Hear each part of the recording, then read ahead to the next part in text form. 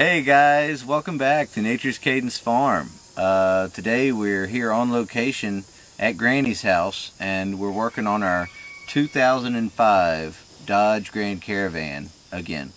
You know, it's been a good van, but we're having a problem with this door.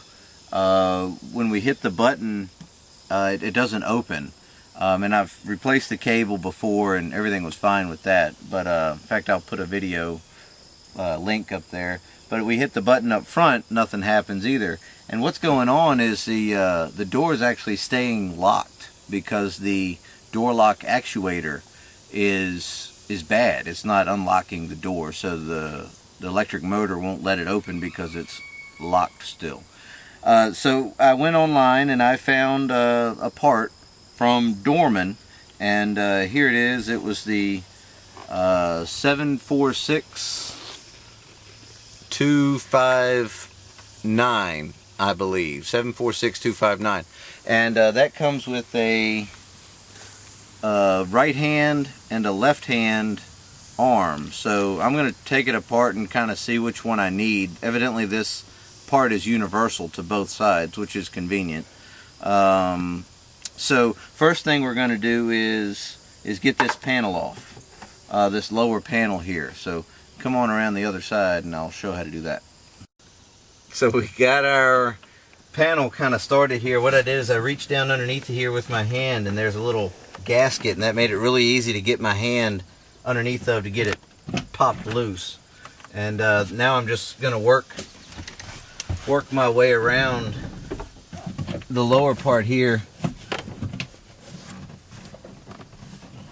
Yeah, just like that.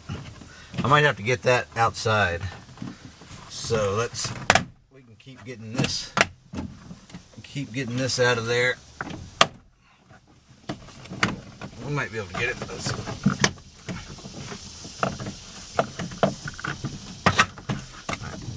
do that over there. So I got as much as I could from inside. Now I'm around back here. I've got the door open, and it makes it a little bit easier to get your hands in there to pop it off. So that's got that.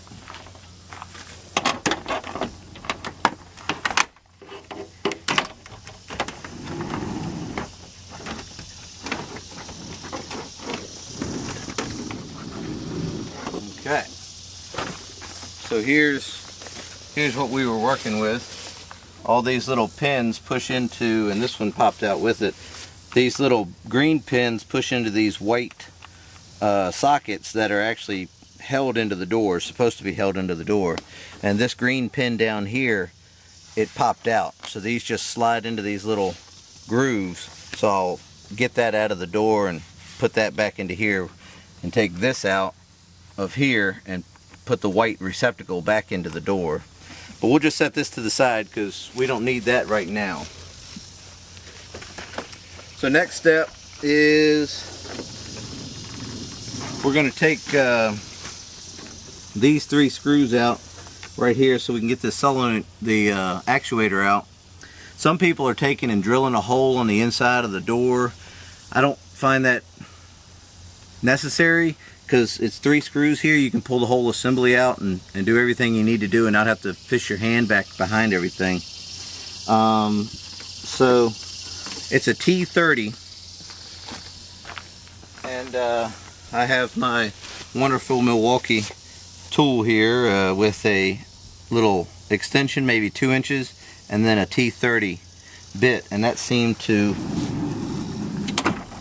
fit in there just fine. So let's see if we can. Okay.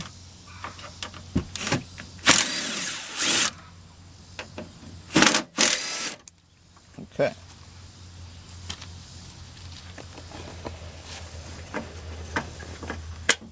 So that went pretty easy. So let's go back inside and I'll show you how to get the assembly out. So I've got the door mostly closed here, and you can see the panel has been removed. So we've got this rain shield, vapor barrier, whatever you want to call it. So that needs to be peeled off a little bit and kind of brought down maybe to about there. Here's a foam sound deadening block in here, so this is going to come out. Just set that to the side for now. Since I undid all that, let's see here. Alright, so this lever here goes to the, you can see it moving right there maybe. This goes to the lock itself. So there's a little green latch, which is this little green latch that I'm undoing back there, so I can get the get this bar undone. See, now I've got the bar undone. Now the lock assembly can just come on out of there. So this is it. So and on the back side of here is our actual lock actuator. So you can see here that this is going to go on something like that.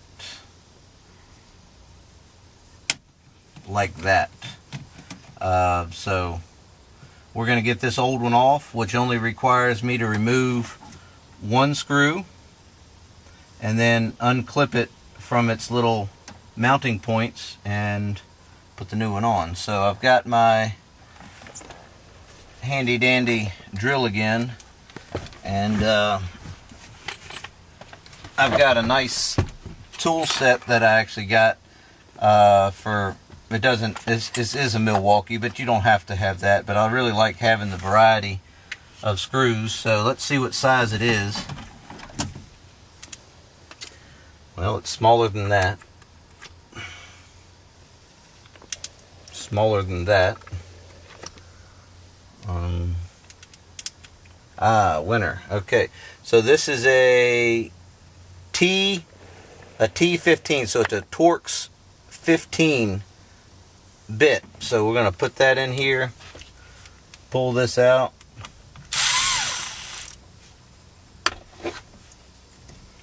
and unplug this old one and plug in the new one,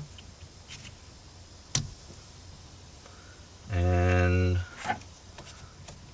we're going to make sure there's a little pin right here, and this little pin needs to go back into this slot when we put it back together, just like that. So I've got the pin back in the plastic part, and I've got the little clips. I'm starting to get the little clips back in place. So there's a clip here and a clip here that need to be put back into position. So you can see it fit right into that little groove, and that little divot held that plastic part, and this little clip held that. And then right through this hole right here, they have a yellow dot. Maybe that's, you know, nice, but so I've got my magnetic bit holder and the Torx screw. I'm going to run that back in there, not too tight, it's just plastic, and that's in.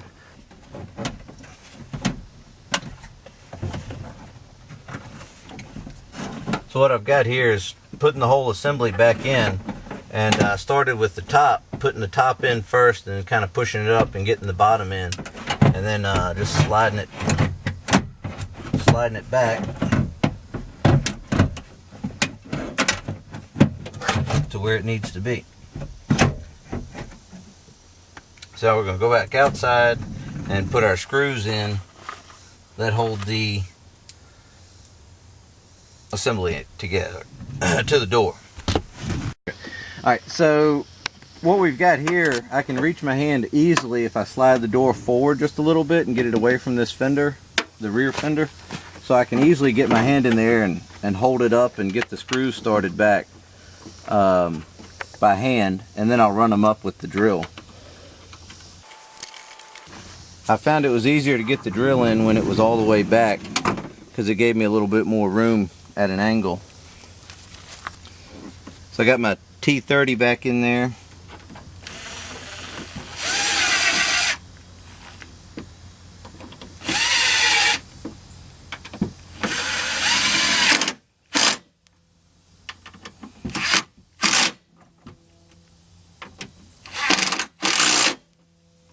Alright, that's back in. So let's go get everything else back together.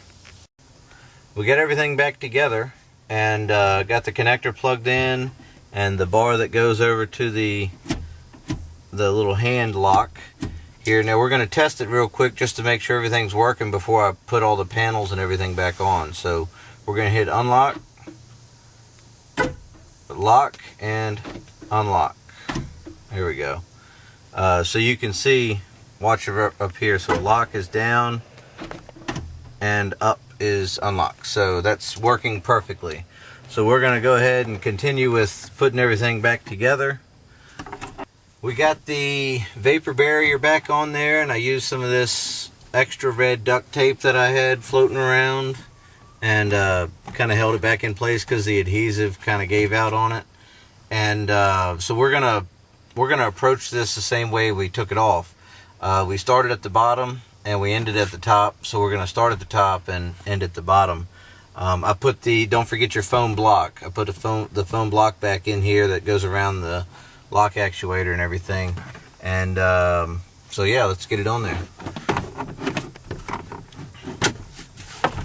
I'm gonna feed the lock pin in there first and get this clipped in up here somewhere like that,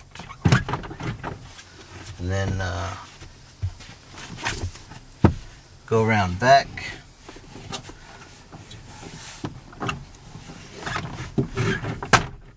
Working my way into there, and this can go back. This just has little metal clips that go into the door itself, and that's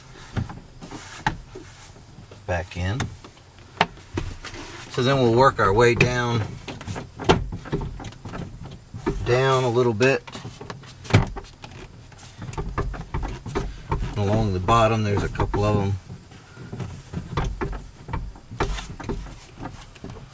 And I found it takes quite a bit of pressure pushing on those little pins to get them to actually snap in there. You'll hear them snap in as you go across the bottom there. It's those receptacles and plugs that go. So that's all back together.